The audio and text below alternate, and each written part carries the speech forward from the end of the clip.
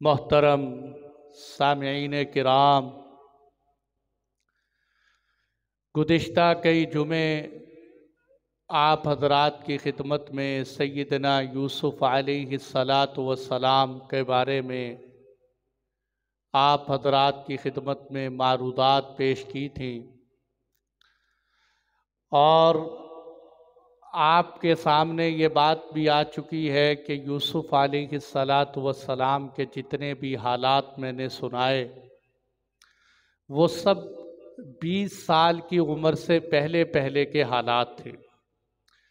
اب قرآن کہتا ہے وَلَمَّا بَلَغَ أَشُدَّهُ کہ جب یوسف علیہ السلام اپنی جوانی کو پہنچے اور اپنی پختگی کی عمر کو پہنچے، جب انہوں نے جوانی کی دہلیز پر قدم رکھا، یہ قدم کب رکھا، کس وقت قدم رکھا، اس میں مفسرین کا اختلاف ہے۔ حضرت قتادہ اور دیگر مفسرین یہ فرماتے ہیں کہ اس وقت آپ کی عمر مبارک 33 سال تھی، 30 سے اوپر 3 سال 33 سال تھی۔ اور کچھ مفسرین جن میں حضرت ضحاک رحمۃ اللہ علیہ ہے وہ یہ فرماتے ہیں کہ اس وقت آپ کی عمر مبارک 20 سال تھی۔ حضرت حسن بصری رحمۃ اللہ علیہ فرماتے ہیں آپ کی عمر مبارک اس وقت 40 سال تھی۔ اور عام طور پر شریعت کا یہ ضابطہ سمجھ لے، قاعدہ کلیہ نہیں، کچھ پیغمبروں کو پہلے بھی نبوت ملی ہے، لیکن عام دستور یہ ہے کہ پیغمبروں کو 40 سال پر نبوت ملتی۔ بہرحال حضرت یوسف علیہ السلام کو نبوت مصر پہنچنے کے کافی دیر بعد ملی۔ وہ جو کنویں کے اندر آپ پر وحی آئی تھی، میں نے سنایا تھا وَأَوْحَيْنَا إِلَيْهِ کہ ہم نے یوسف علیہ السلام کی طرف وحی کی کہ تم پریشان نہ ہو۔ اس وحی سے مراد نبوت کی وحی نہیں، اس لیے کہ وہ وحی لغوی ہے جو اللہ تعالیٰ نبیوں کے علاوہ کی طرف بھی بھیج دیتے ہیں۔ جیسے موسیٰ علیہ السلام کی ماں کے بارے میں کہا وَأَوْحَيْنَا إِلَىٰ أُمِّ مُوسیٰ، ہم نے موسیٰ کی طرف وحی کی۔ بلکہ ایک جگہ قرآن کہتا ہے وَأَوْحَىٰ رَبُّكَ إِلَى النَّحْلِ، ہم نے شہد کی مکھی کی طرف وحی کی۔ تو اس سے مراد ایک پیغام ہے، اس سے وحی نبوت مراد نہیں۔ تو فرمایا وَلَمَّا بَلَغَ أَشُدَّهُ جب یوسف علیہ السلام جوانی کی دہلیز پر پہنچے، عمر کی پختگی کو پہنچے، تو کیا کیا ہم نے آتَيْنَاهُ حُكْمًا وَعِلْمًا، ہم نے یوسف علیہ السلام کو حکم بھی دیا اور علم بھی دیا۔ حکم کیا اور علم کیا کہ علم سے تو مراد وہ خاص نبوت والا علم جو اللہ نبیوں کو بلا کسی استاد کے دیتے ہیں، بلا کسی مدرسے کے دیتے ہیں، بلا کسی کے سکھانے کے دیتے ہیں، وہ علم ہم نے عطا کی۔ حکم سے مراد یا تو نبوت ہی ہے، جس طرح علم سے علم نبوت مراد ہے، یا حکم کا مطلب یہ بھی ہو سکتا ہے کہ ایسا علم کہ جو انسان کو خطا سے، جہالت سے، نفس کی برائیوں سے محفوظ رکھے، وہ حکم مراد ہے۔ یا بعض علماء نے کہا کہ عالم تو وہ ہوتا ہے کہ جس کے پاس علم ہو، اور حاکم وہ ہوتا ہے کہ جو علم کے ساتھ ساتھ علم کے تقاضوں پر عمل بھی کرے۔ تو آتَيْنَاهُ حُكْمًا وَعِلْمًا۔ اور بعض نے کہا کہ حکمت یہ ہوتی ہے، اللہ تعالیٰ سارے پیغمبروں کو حکمت دیتے ہیں اور قرآن میں جگہ جگہ آتی ہے، اس لیے یہ بات سمجھنے کی ہے کہ بعض امام دریدی رحمۃ اللہ علیہ فرماتے ہیں کہ ہر وہ چیز جو تمہیں ناپسندیدہ کاموں سے روکے، اچھے کاموں کا حکم کرے، سمجھ لو یہی حکم اور حکمت کی بات ہے جو اللہ پیغمبروں کو عطا فرماتے ہیں۔ اور قاضی ثناء اللہ پانی پتی فرماتے ہیں کہ حکمت کیا ہے؟ معرفت افضل الاشیاء بافضل العلوم، سب سے بہترین علم کے ذریعے سے سب سے بہترین ذات کو پہچاننا، اور سب سے بہترین ذات تو اللہ تعالیٰ کی ہے، اور سب سے بہترین علم وہ علم وحی ہے۔ تو بہرحال فرمایا آتَيْنَاهُ حُكْمًا وَعِلْمًا، हमने पैगम्बरों को यूसुफ अलैहिस्सलातु वस्सलाम को हुक्म भी दिया और इल्म भी दिया। वकज़ालिक नजज़िल मुहसिनीन, कुरान कहते हैं कि हम यूं ही एहसान करने वालों को सिला दिया करते हैं कि जिस तरह यूसुफ की नेक चलनी, खुदा तरसी, आमाल सालिहा की वजह से हमने यूसुफ अलैहिस्सलाम को कुएं से निकाल कर अजीज़ मिस्र के घर तक पहुंचाया, यूं ही जो लोग हमारी खातिर अपना सब कुछ लुटा के आते हैं हम उनकी झोलियों को भर दिया करते हैं। वकज़ालिक नजज़िल मुहसिनीन, जो भी हमारी खातिर कुर्बानियाँ करके आता है हम उसको रायगा नहीं करते, जिस तरह हमने यूसुफ अलैहिस्सलाम को रायगा नहीं किया। वकज़ालिक नजज़िल मुहसिनीन, आगे फरमाया वरावदतहुल्लती हुआ फ़ी बैतिहा। अब मसला बड़ा गंभीर है और बहुत समझने का है, इसलिए अल्लाह ताला हमें यह मसला समझने की तौफीक अता फरमाए। वरावदतहुल्लती हुआ फ़ी बैतिहा, कि यूसुफ अलैहिस्सलातु वस्सलाम के बारे में मैं बतला चुका हूँ कि ऐसा हुस्न किसी को अल्लाह ताला ने दिया नहीं। अखलाक और अतवार में यूसुफ के हुस्न की मिसाल नहीं मिलती, और यूसुफ अलैहिस्सलातु वस्सलाम का हुस्न ऐसा कि अगर दरख्तों को देखें तो दरख्त भी उन पे शैदाई हो जाए, पत्थर भी यूसुफ अलैहिस्सलाम के हुस्न को देखे, आसमान भी यूसुफ के हुस्न का नज़ारा करे। जब यूसुफ अलैहिस्सलाम गुफ्तगू करें तो आपके दांत कलियों की तरह खिलते हुए नज़र आएँ और आपकी गुफ्तगू से फूल खिलते हुए नज़र आएँ। इसी यूसुफ अलैहिस्सलातु वस्सलाम जिन गलियों से गुज़रें वो रोशन और मुनव्वर हो जाएं कि पैगंबर ऐसे ही होते हैं। इसलिए एक सहाबी फरमाते हैं कि जिस दिन अल्लाह के नबी सल्लल्लाहु अलैहि वसल्लम मदीने में दाखिल हुए, पूरा मदीना हुजूर की वजह से रोशन हो गया था, और जिस दिन अल्लाह के महबूब फौत हुए यूँ महसूस होता था जैसे आज मदीना बुझ गए। तो यूसुफ अलैहिस्सलातु वस्सलाम जिन गलियों में दरो दीवार में रहते थे वो सब लोग यूसुफ के हुस्न पर शैदा हो गए कि यूसुफ अलैहिस्सलाम का ऐसा हुस्न, तो जिस घर में यूसुफ रहते होंगे तो वहाँ घर वालों का क्या हाल हो। जुलेखा सुबह शाम यूसुफ अलैहिस्सलाम को देखती, वरावदतहुल्लती हुआ फ़ी बैतिहा, देखते देखते एक दिन जुलेखा अपना दिल दे बैठी। जुलेखा की नज़र हज़रत यूसुफ अलैहिस्सलाम पर पड़ी, वो जुलेखा के जिनको अजीज़ मिस्र ने कहा था कि यूसुफ अलैहिस्सलाम की इज़्ज़त करना, वो यूसुफ अलैहिस्सलाम की इज़्ज़त की धज्जियाँ उड़ाने के लिए आमादा हो गई। जिनसे ये कहा था कि माँ बन के रहना, वो शहवत परस्ती की देवी बन गई। और यूसुफ अलैहिस्सलाम के हुस्न को देखकर जब अपने ऊपर काबू न कर सकी तो अब अपनी शहवत के डोरे यूसुफ अलैहिस्सलाम पे डालने लगी। यूसुफ अलैहिस्सलाम वरावदतहुल्लती हुआ फ़ी बैतिहा, कुरान ने पूरी डिटेल बयान नहीं की। कुरान ने कहा कि वो जिसके घर में रहते थे वो यूसुफ अलैहिस्सलाम पर मायल हो गई। रावदत असल में कहते हैं नरमी से, प्यार से, मोहब्बत से। देखिए ज़िना होते हैं ना, ज़िना की दो किस्में, एक किसी को मोहब्बत से बहलाकर फिसलाकर ज़िना करना, अल्लाह की हिफाजत फरमाए।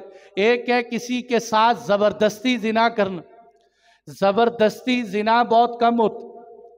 मुझे एक साहिब कहने लगे कि यूरोप के अंदर अगरचे ज़िना बिर रज़ा पे तो कोई पाबंदी नहीं है कि खुशी के साथ जो ज़िना करे, लेकिन अगर कोई ज़बरदस्ती करे तो यूरोप वाले उसको छोड़ते नहीं। मैंने कहा भाई ज़बरदस्ती तो कोई एक आधा ज़िना होते, ये तो होते ही सारी रज़ामंदी के साथ, और शरीयत ने रज़ामंदी के साथ और बिला रज़ामंदी के कोई पाबंदी नहीं लगाई। तो इसलिए क्या फरमाया कि अब जो ज़िना कि उन्होंने वरावदतहुल्लती, ज़बरदस्ती नहीं कहा यूसुफ अलैहिस्सलाम को, बल्कि यूसुफ अलैहिस्सलाम को अपने हुस्न के अंदाज़ दिखाने लगी। हर वो कशिश दिखाई जिससे यूसुफ अलैहिस्सलाम उसकी तरफ मायल हो जाए। وراودته التي هو في بيتها عن نفسه، کہ یوسف کو اپنی طرف مائل کرنے کے لیے، وقالت ہیت لک، کہنے لگی ہیت لک۔ یہ ایک ہیت لک کا جو لفظ ہے نا، یہ پورا ایٹم بم ہے۔ ہیت لک، اس کو علماء کہتے ہیں ہیت لک، ہیت لک، ہیت لک، ہت لک، ہت لک، ہت لک، ہیت لک، لمبا کر کے کئی طرح پڑھ سکتے ہیں۔ قالت ہیت لک، زلیخا کہنے لگی یوسف علیہ السلام سے کس بات کی دیر ہے کہ آؤ میری طرف۔ قالت ہیت لک، اور یہ پیچھے وغلقت الابواب، کہ یہ زلیخا نے کیا کیا، دروازے بھی سارے بند کر دیے۔ غلقہ کہتے ہیں اچھی طرح دروازے کو بند کرنا، کنڈی لگا دینا یا تالا لگا دینا۔ وغلقت الابواب، دروازے سارے بند کر دیے۔ دروازوں میں ہو سکتا ہے جیسے یہ مسجد کے 3 دروازے ہیں سامنے والے، یا کسی کمرے کے مختلف دروازے ہوتے ہیں، بندہ دروازے بند کر دے، یا ایک کے پیچھے دوسرا، دوسرے کے پیچھے تیسرا، اس طرح 7 دروازے تھے۔ وغلقت الابواب، زلیخا نے 7 کے 7 دروازے جب بند کر دیے، اب آ کر یوسف علیہ السلام سے کہنے لگی وقالت ہیت لک، کہ سب دروازے بند ہو گئے، اب کسی کی نظر کا کوئی ڈر نہیں، کوئی دیکھنے والا نہیں ہے، آ جاؤ میری طرف۔ بلکہ بعض روایات میں آتا ہے کہ وہاں گھر میں ایک بت پڑا ہوا، اس بت کے اوپر اپنا دوپٹہ اتار کے ڈال دیا کہ چلو یہ میرا خدا جس کی میں پوجا کرتی ہوں، یہ بت کے اوپر بھی میں نے کپڑا ڈال دیا، اب یہ بھی ہمیں نہیں دیکھے گا۔ وقالت ہیت لک، اب تو آؤ میری طرف۔ مولانا جامی رحمت اللہ علیہ فرماتے ہیں ترا شرم آید از سنگ خار، مرا شرم نہ آئی از پروردگار۔ اے زلیخا، تو نے تو اپنے خدا کے چہرے پہ دوپٹہ ڈال دیا، اب تیرا خدا دیکھ نہیں سکتا، لیکن یوسف کے رب کے اوپر تو کوئی پردہ نہیں ڈالا جا سکتا، کوئی ایسا پردہ نہیں کہ جس سے یوسف کے رب کو ڈھانکا جا سکے، اس لیے کہ انہو علیم بذات الصدور، وہ سینوں کے بیدوں سے واقف ہے، وہ انسان کے قریب آ کر، شہرک سے زیادہ قریب ہو کر اس کی ساری سٹوری سن لیتے ہے۔ وہ ایسی ذات ہے کہ جو شرق اور غرب، شمال اور جنوب کی خبر رکھتی ہے۔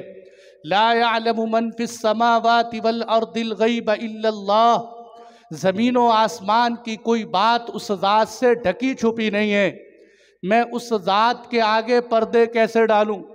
زلیخا، تو نے تو اس بت کے اوپر پردے ڈال دیے۔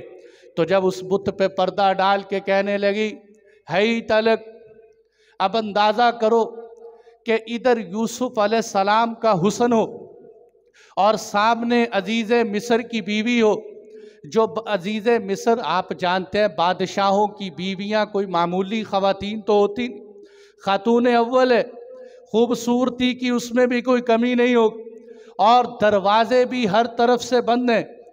اس وقت کہ جب اللہ نے پیغمبروں کو 40 مردوں کی طاقت عطا کی ہو اور زلیخا کہہ رہی ہو آؤ میری طرف، تو کیا عالم ہوگا؟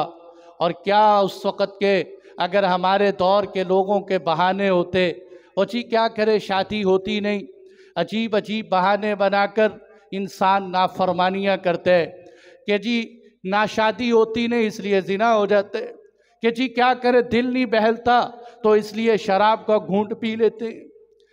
اور یہاں سارے عذر موجود ہیں، سارے بہانے موجود ہیں۔ جب زلیخا نے کہا ہیت لک، اے یوسف آؤ میری طرف، یوسف علیہ السلام نے کیا فرمایا؟ قال معاذ اللہ، اللہ کی پناہ، معاذ اللہ۔ اس ایک جملے نے زلیخا کے سارے باطل کو توڑ کے رکھ دیا۔ قال معاذ اللہ، اللہ کی پناہ مانگتا ہوں ان اندھیروں کے اندر۔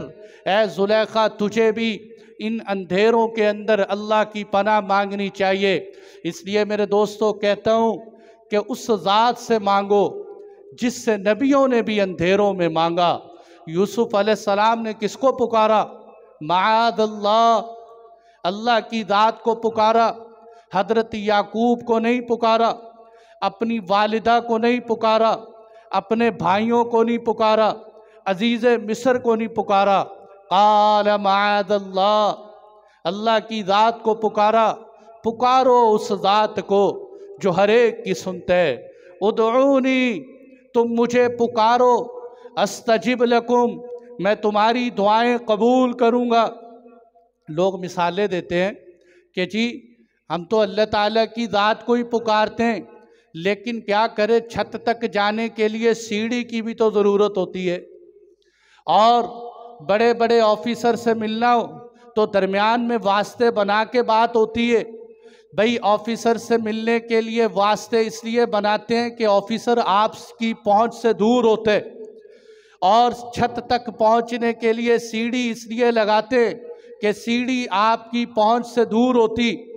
لیکن اللہ تعالیٰ تو فرماتے ہیں میرے تک آنے کے لیے سیڑھیوں کی ضرورت نہیں۔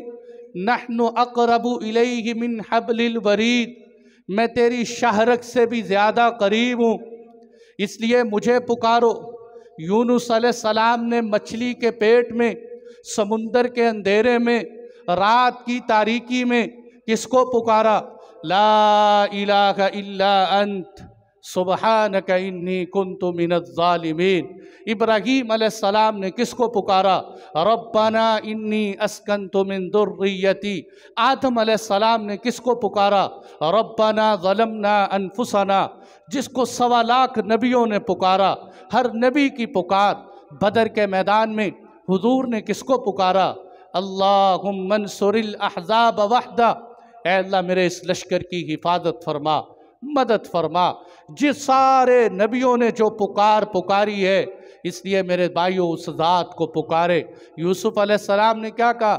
معاذ اللہ، اللہ کی پناہ مانگتا ہوں کہ جو ہر مشکل وقت میں اللہ کو یاد کرتے، اللہ اس کو تنہا نہیں چھوڑتے، اللہ تعالیٰ اس کو رائیگاں نہیں کرتے۔ حضرت مریم کے والدہ زوجہ عمران نے کیا دعا مانگی؟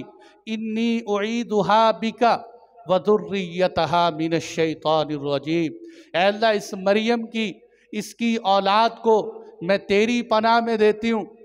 حضرت مریم کے سامنے جب جبرائیل علیہ السلام آئے تو انہوں نے کیا کہا؟ قالت انی اعوذ بالرحمن منک ان کنت تقیا، میں اللہ کی پناہ مانگتی ہوں۔ حضرت مریم اللہ کی پناہ۔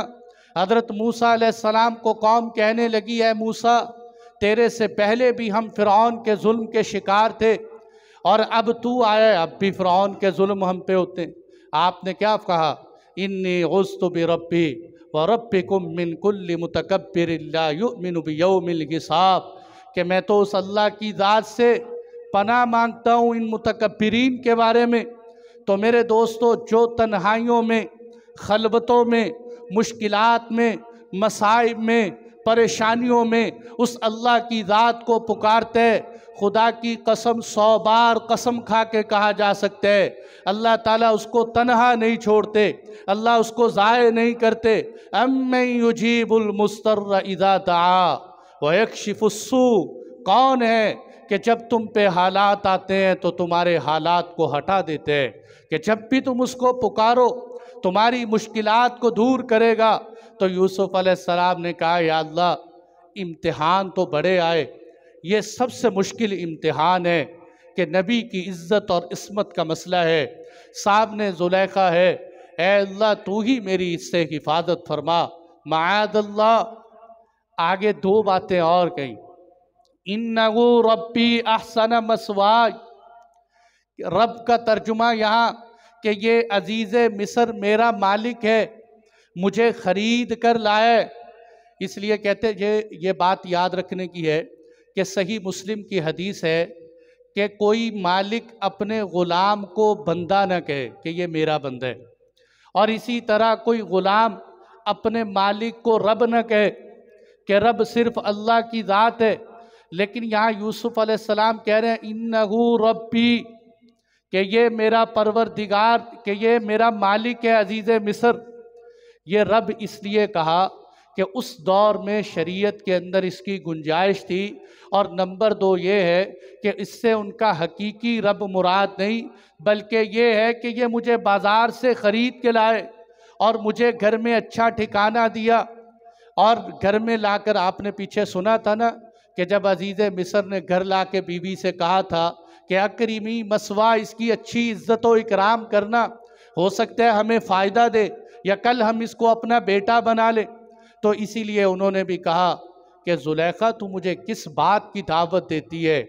تیرے شوہر کے میرے اوپر بڑے احسانات ہیں، تیرے شوہر نے مجھے خریدا، احسن مسواج، مجھے اچھا ٹھکانہ دیا، اچھا گھر بار دیا، میرے اوپر اعتماد اور یقین کیا، کیا میں اب عزیز مصر کے اعتماد کو ٹھیس پہنچاؤں؟ میں اسی کی بیوی پہ ہاتھ ڈالوں؟ میں اسی کے گھر میں ہوتے ہوئے اس کی بیوی پر نظر جماؤں؟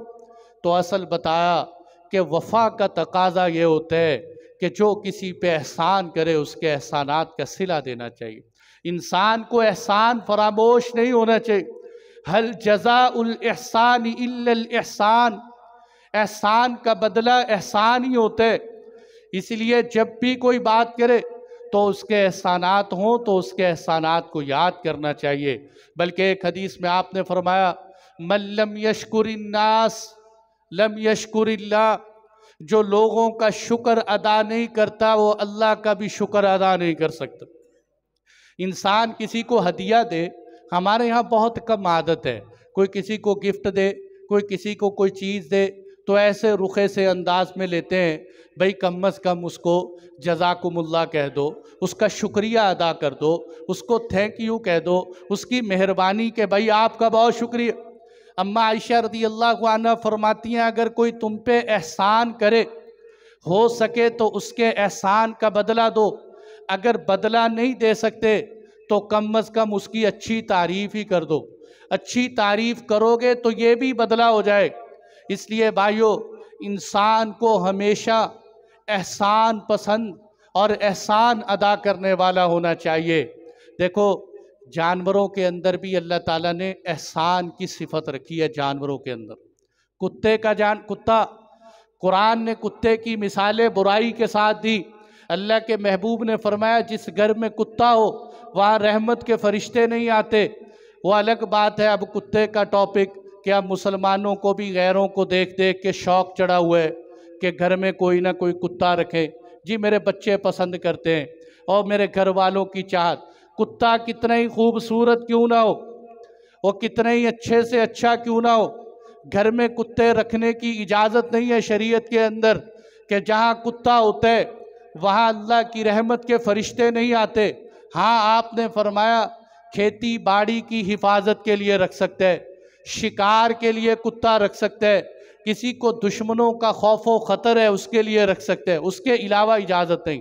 تو بہرحال کتے کا نام بڑا ناپسندیدہ، لوگ کسی کو گالی دیتے ہیں تو کتے کے نام سے گالی دیتے، لیکن اس کتے کے اندر بھی احسان کی صفت دیکھو کہ اس کو مالک ایک ٹکڑا ڈالتے اس مالک کا دروازہ نہیں چھوڑتا، اس کے در کے اوپر ساری رات بیٹھا رہتے، اس کی حفاظت کرتے، اور جو ہے ہو سکے تو زندگی وہیں گزار دیتے، اس لیے کہ کتے کے اندر بھی وفا ہے۔ تو میرے دوستو، ایک کتا اگر روکھا سوکھا ٹکڑا کھا کر اپنے مالک کا در نہیں چھوڑتا تو مسلمانوں ہم اس ذات کا در کیوں چھوڑ دیں کہ جس نے احسانات کی اتنی بارش کی ہو کہ سر سے لے کر پاؤں تک میری زندگی کا ایک ایک حصہ اس کے احسانات سے بھرا ہوا ہے، کہ جو صبح سے شام تک ان گنت نعمتیں ہمیں دیتے ہیں، اس کے احسانات کا تقاضا ہے کہ اس کی فرما برداری کی جائے، اللہ کے نبی کے نقش قدم پر چلا جائے۔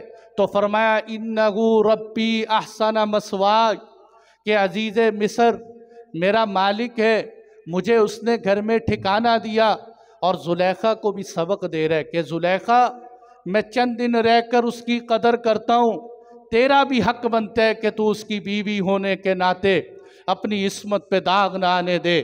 انہو ربی احسن مسواج، تیسری بات کہی انہو لا یفلح الظالمون، کہ اگر کوئی آدمی خیر خواہی کو نہ پہچانے حق اور حلال اور حرام کو نہ پہچانے وہ ظالم ہوتا ہے، اور ظالم کی کبھی خدا دستگیری نہیں کرتے۔ ظالم کو نہ یہ دنیا پہچانتی ہے، نہ اللہ کی ذات اس کو عزت دیتے ہیں۔ اِنَّهُ لَا يُفْلِحُ الظَّالِمُونَ کہ ظالم کبھی کامیاب نہیں ہوتا۔ تو میرے دوستو، حضرت یوسف علیہ السلام نے زلیخا کے جواب میں 3 باتیں کی۔ نمبر 1، اللہ کی پناہ مانگی۔ یہ طریقہ ہے کہ جب انسان کسی برائی میں، کسی مصیبت میں پھنسے، اللہ کی ذات سے پناہ مانگے۔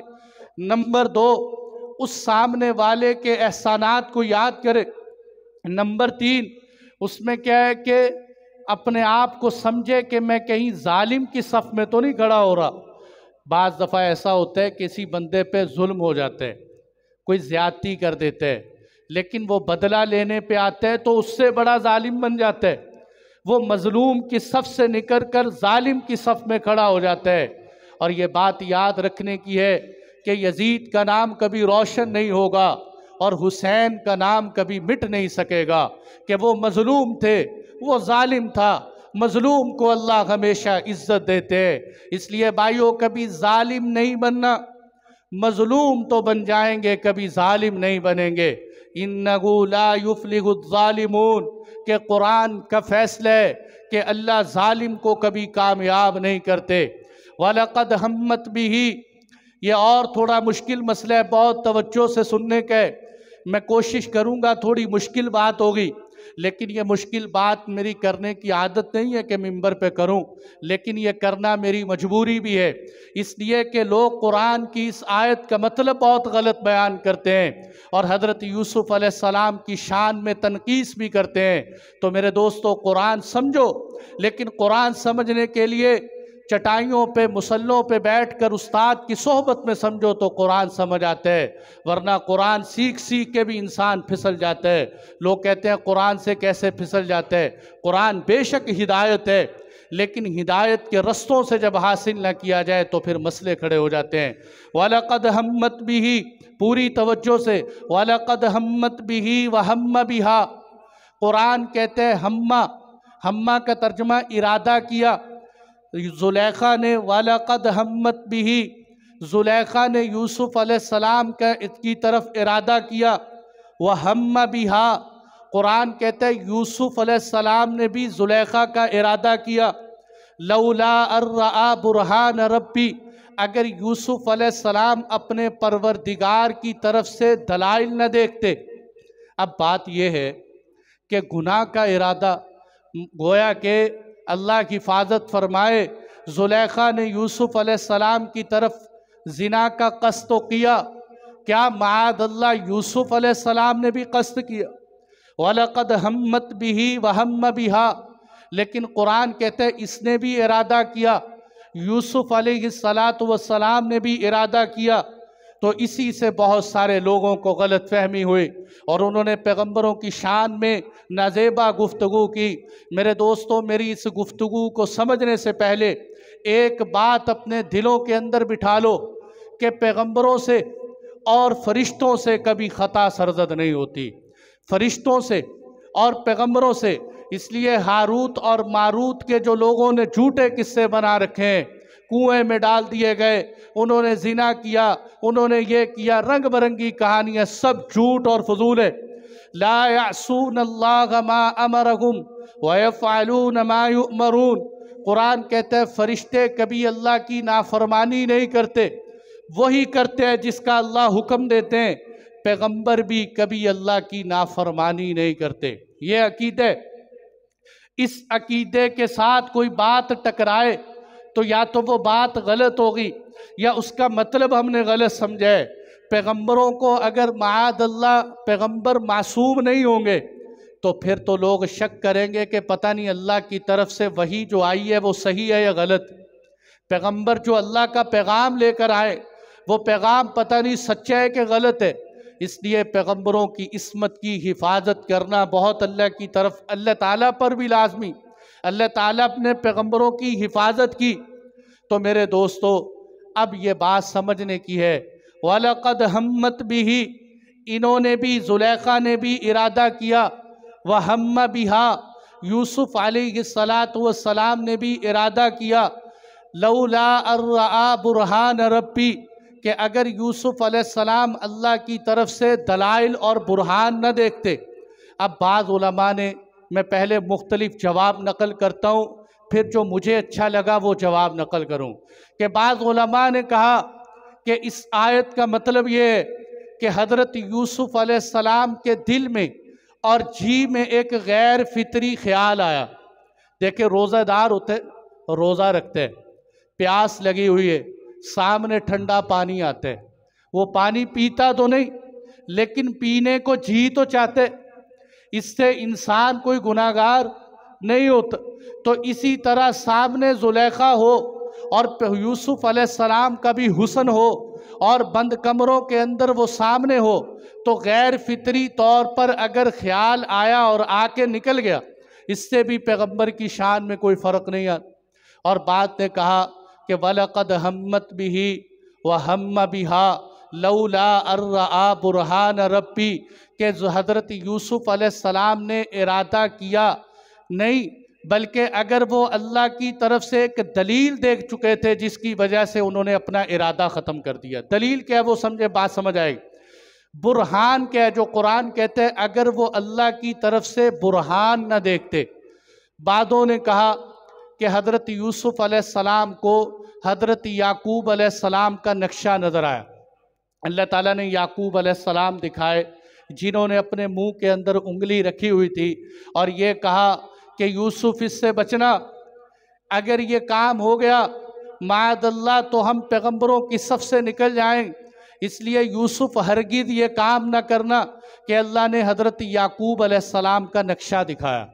یہ ویسے ہی ہے جیسے آپ صلی اللہ علیہ وسلم نے اللہ تعالیٰ سے کہا کہ اے اللہ، یہ لوگ تو کہتے ہیں کہ پیغمبر ایک ہی رات میں معراج پہ چلا گیا، اور یہ مجھ سے سوال کرتے ہیں کہ بتاؤ مسجد اقصیٰ کے دروازے کتنے ہیں، مسجد اقصیٰ کے پلر کتنے ہیں، یا اللہ میں ان کو دروازے اور پلر کیسے بتاؤں؟ تو اللہ نے فرمایا محبوب پریشان نہ ہو، ہم مسجد اقصیٰ کے نقشے تیرے آگے کھول کے رکھ دیں گے، تو دیکھتے جانا، بتاتے جانا۔ وہ مسجد اقصیٰ کے سوال کرتے رہے، حضور اس نقشے کو دیکھ دیکھ کے ان کو جواب دیتے رہے۔ اسی طرح اللہ تعالیٰ نے یوسف علیہ السلام کے سامنے والد یعقوب کا نقشہ کھول کے رکھ دیا، آپ حضرت یعقوب کا نقشہ دیکھتے رہے۔ بعدوں نے کہا برہان یہ ہے کہ اللہ نے پیغمبر کو یقین کی ایک کیفیت دیتی۔ یقین کی 3 قسمیں ہوتی ہیں، علم الیقین، عین الیقین، حق الیقین۔ علم الیقین یہ ہوتا ہے کہ آپ جیسے ہمارا ہے کہ ہمیں اللہ تعالیٰ نے بتا دیا یہ چیز برحق ہے، ہمیں پتہ ہے، ہم اس پہ یقین کرتے۔ عین الیقین، آنکھوں دیکھی ہوئی کوئی بات۔ حق الیقین، جو ان دونوں سے بھی اوپر ہوتا ہے۔ اللہ نے پیغمبروں کو حق الیقین کی طاقت نصیب کی ہوتی ہے، تو وہی برہان ہے کہ حضرت یوسف علیہ السلام کی اس ایمان کی کیفیت نے یہ کہا کہ یوسف زنا بہت گندی چیز ہے، یہ بدترین چیز ہے، یہ برہان دکھایا۔ اور بعضوں نے کہا کہ حضرت یوسف علیہ السلام نے چھت پہ لکھا ہوا دیکھا، لا تقربوا الزنا انہو کان فاحشہ وساء سبیلا، کہ تم زنا کے قریب بھی نہ جاؤ، یہ بے حیائی کا کام ہے، بہت ہی بدترین کام ہے۔ تو یوسف علیہ السلام نے وہ دیکھا۔ تو وہ کہنا یہ چاہتا ہوں کہ ان لوگوں نے یہ جواب دیا کہ یوسف علیہ السلام نے ان نشانیوں کو دیکھ کر گویا کہ زلیخا کی طرف نہیں گئے۔ اگر یہ نشانیاں نہ دیکھتے تو چلے جاتے، گئے نہیں، جب گئے ہی نہیں، ارادہ ہی نہیں کیا تو کس بات کا گناہ۔ لیکن جو سب سے اچھا جواب اور جو مجھے لگا وہ بیان کرتا ہوں، بہت آسان جواب، یاد رکھنا، وَلَقَدْ هَمَّتْ بِهِ، زلیخا نے ارادہ کیا، وَهَمَّ بِهَا، حضرت یوسف علیہ السلام نے بھی ارادہ کیا۔ میں کہتا ہوں زلیخا کا ارادہ تھا کہ میں یوسف کی طرف جاؤں، حضرت یوسف علیہ السلام کا ارادہ تھا کہ میں زلیخا سے بچ جاؤں۔ وہ بچانے کا ارادہ کر رہے تھے، یہ بڑھنے کا ارادہ کر رہی تھی، دونوں کے ارادوں میں فرق تھا۔ اگر دونوں کا ارادہ ایک ہوتا تو قرآن دونوں کے ارادے کو اکٹھا ہی بیان کر دیتا اور کہہ دیتا وَلَقَدْ هَمَّهُمَا، کہ جب دونوں نے ارادہ کیا۔ قرآن کہتا ہے نہیں، وَلَقَدْ ہَمَّتْ بِهِ جب اس نے ارادہ کیا، وَهَمَّ بِهَا اور یوسف نے ارادہ کیا۔ قرآن نے دونوں ارادوں کو جدا بیان کیا، یہ سمجھانے کے لیے کہ زلیخا کا ارادہ حضرت یوسف کی عصمت پہ وار کرنے کا تھا، اور یوسف کا ارادہ اپنی عصمت بچانے کا تھا، اور جو عصمت بچاتا ہوتا ہے وہ قابل عزت ہوتا ہے، اور یہ پیغمبروں کی شان ہوتی ہے۔ اس کی مثال ہمیں قرآن سے بھی ملتی ہے۔ وَمَكَرُوا مَكْرًا قرآن کہتے ہیں کافروں نے بھی تدبیر کی، وَمَكَرُوا لیکن مکرنا اللہ فرماتے ہیں ہم نے بھی تدبیر کی۔ ان کے مکر کو الگ بیان کیا، اللہ نے اپنے مکر کو الگ بیان کیا۔ وَمَكَرُوا مَكَرْنَا اور دوسری جگہ فرمایا وَمَكَرُوا مَكَرَ اللَّهُ وَاللَّهُ خَيْرُ الْمَاكِرِينَ انہوں نے بھی تدبیریں کی، اللہ نے بھی تدبیر کی، اللہ بہترین تدبیر کرنے والے ہیں۔ اور تیسری جگہ قرآن کہتے ہیں إِنَّهُمْ يَكِيدُونَ كَيْدًا وَأَكِيدُ كَيْدًا وہ بھی تدبیر کر رہے تھے اور میں بھی تدبیر کر رہا تھا۔ تو میرے دوستو قرآن کی ان تینوں آیتوں میں یہ بات ثابت ہوتی ہے کہ ان کی تدبیریں اور تھیں، اللہ کی تدبیر اور تھی، اس لیے اللہ نے جدا جدا تدبیریں بیان کی۔ یوسف علیہ السلام کا قصد اور تھا، زلیخا کا قصد اور تھا، اس لیے اللہ نے زلیخا کا قصد الگ بیان کیا اور ان کا قصد الگ بیان کیا۔ اور یہ بھی اس بات پہ دلیل ہے کہ اگر معاذ اللہ یہ غلط ہوتا یا یوسف علیہ السلام کے دل میں یہ بات آئی ہوتی تو یوسف علیہ السلام معافی مانگ لیتے کہ پیغمبر اپنے گناہ پر فوراً غلطی پر معافی مانگ لیتے، لیکن غلطی نہیں ہوئی اس لیے معافی بھی نہیں ہے۔ کہیں نہیں ملتا کہ یوسف علیہ السلام نے کہا ہو کہ یا اللہ مجھ سے غلطی ہو گئی مجھے معاف کر دو، بلکہ آگے چل کے زلیخا نے خود اقرار کیا انا راودتہ عن نفسہ وانہ لمن الصادقین کہ یوسف تو سچے تھے، میں نے ہی ان کو پھسلانے کا ارادہ کیا۔ اور آگے بھی دیکھو کہ یہاں دیکھو کیا فرمایا وَلَقَدْ ہَمَّتْ بِهِ وَهَمَّ بِهَا لَوْلَا أَن رَّأَىٰ بُرْهَانَ رَبِّهِ كَذَلِكَ لِنَصْرِفَ عَنْهُ السُّوءَ وَالْفَحْشَاءَ بڑی زبردست قرآن نے بات کی ہے کہ ہم اسی طرح پیغمبروں سے سو کہتے ہیں چھوٹے گناہ کو، فحشاء کہتے ہیں بڑے بے حیائی کے گناہوں کو، قرآن کہتے ہیں ہم نے اسی طرح پیغمبروں سے برائی اور بے حیائی کو ہٹا دیا۔ بڑی سمجھنے کی بات ہے۔ دیکھو ایک ہوتا ہے کہ ہمیں یہ کہا جائے کہ تم گناہ نہ کرو، تم گناہوں کی طرف نہ جاؤ، تم گناہوں کے رستے پہ نہ چلو، تم زنا کے رستوں کی طرف نہ جاؤ، لیکن قرآن کہتا ہے پیغمبروں کے لیے رستہ اور ہے۔ ادھر ہم تمہیں کہتے ہیں برائی کی طرف نہ جاؤ، ادھر ہم برائی کو کہتے ہیں کہ پیغمبر کی طرف نہ جانا۔ برائیوں تمہیں کہتا ہوں كَذَلِكَ لِنَصْرِفَ عَنْهُ السُّوءَ وَالْفَحْشَاءَ اے بے حیائی اور چھوٹے بڑے کاموں کبھی میرے پیغمبر کے رستے پہ نہ آنا۔ میں اپنے پیغمبروں کی اس طرح حفاظت کرتا ہوں إِنَّهُ مِنْ عِبَادِنَا الْمُخْلَصِينَ کہ ہمارے پیغمبر ہمارے نیک لوگ مخلصین، یہ بات یاد رکھنے کی ہے۔ اس لیے میرے دوستوں کہا جاتا ہے کہ عربی سیکھنی چاہیے، تجوید سیکھنی چاہیے۔ یہ میں ایک فرق بیان کر رہا ہوں۔ إِنَّهُ مِنْ عِبَادِنَا الْمُخْلَصِينَ مخلصین نہیں، مخلصین۔ عربی کا فرق دیکھو، لام کے نیچے زیر ہو تو مخلص اخلاص والا، لام کے اوپر زبر ہو مخلص چنا ہوا، انتخاب شدہ۔ ہمارے ہاں لوگ کہتے ہیں فلانا بڑا مخلص ہے۔ مخلص کا مطلب کیا ہے؟ وہ تو چنا ہوئے نہیں، یہ فلاں بڑا مخلص انسان ہے، لفظ ہے مخلص، مخلص نہیں۔ إِنَّهُ مِنْ عِبَادِنَا الْمُخْلَصِينَ قرآن کہتے ہیں ہمارے پیغمبر چنے ہوئے ہوتے ہیں، وہ مخلص ہوتے ہیں۔ اور یہ اسی طرح شفا ہے نا، شفا کہتے ہیں فلانا بیمار ہو گیا، اللہ تعالیٰ نے اس کو شفا دے دی ہے۔ شفا، شفا اور شفا میں فرق ہے۔ شفا کہتے ہیں گھڑے کو، کھڈے کو، اور شفا کہتے ہیں صحت یاب ہونے کو۔ اور ہم کہتے ہیں جی فلانے کو شفا مل گئی، یعنی فلانا کھڈے میں گر گیا، فلانے کو شفا۔ اور یہ اپنے پاس سے نہیں کہہ رہا، قرآن کہتے ہیں وَكُنْتُمْ عَلَى شَفَا حُفْرَةٍ مِّنَ النَّارِ کہ جس وقت میرے محبوب آئے تم جہنم کے گڑھے پر تھے، فَأَنْقَذَكُم مِّنْهَا، اللہ کے محبوب نے تمہیں اس گڑھے سے باہر نکالا۔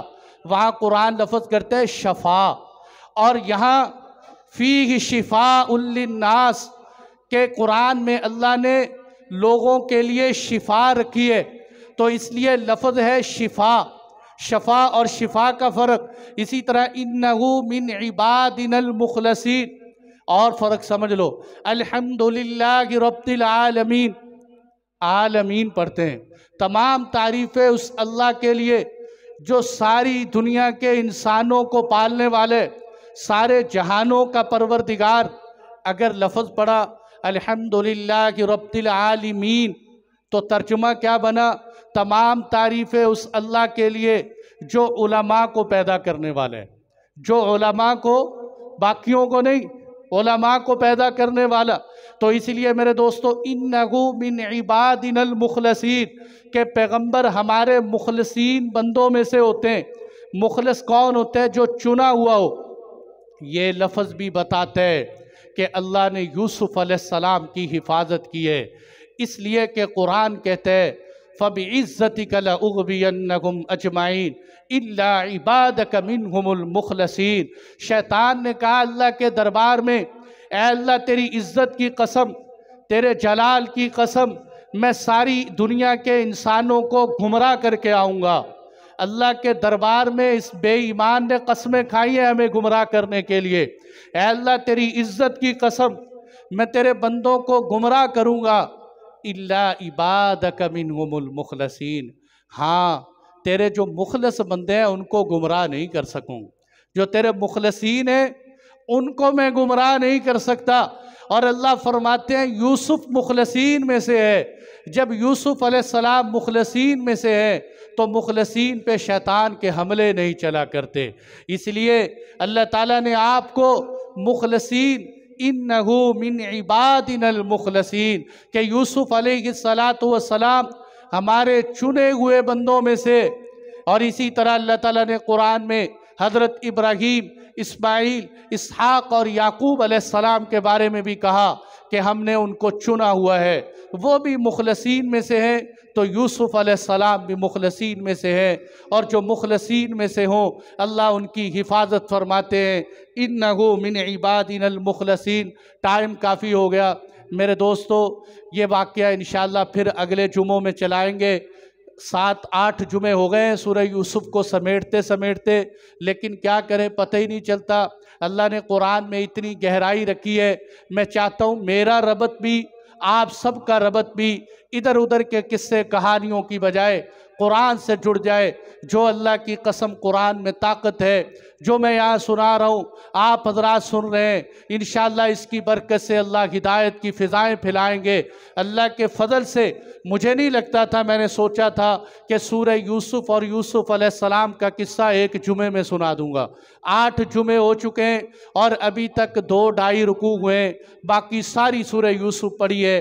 تو اس لیے بھائیو گزارش ہے آپ سب حضرات وقت پہ تشریف لایا کریں۔ میں یہ جو پڑھ کے آپ حضرات کو سناتا ہوں، سب سے پہلے تو میری اپنی ذات کو فائدہ ہے، لیکن آپ حضرات بھی آیا کریں اور پابندی سے آیا کریں تاکہ جمعے کے اندر آ کر ہم پوری بات سن سکیں۔ یہ جو ہمارے ہاں ایک رواج بنتا جا رہا ہے کہ صرف جمعے کی نماز کے وقت دوڑتے گئے اور جا کے 2 رکعت نیت باندھ کے جمعے کی نماز پڑھی، گھر واپس آ گئے۔ میرے دوستو ہفتے میں صرف 1 دن جمعے کا ملتا ہے۔ اللہ کے نبی صلی اللہ علیہ وسلم نے فرمایا کسی کو ہفتہ ملا، کسی کو اتوار ملا، اللہ نے میری امت کو جمعے کا دن نصیب فرمایا۔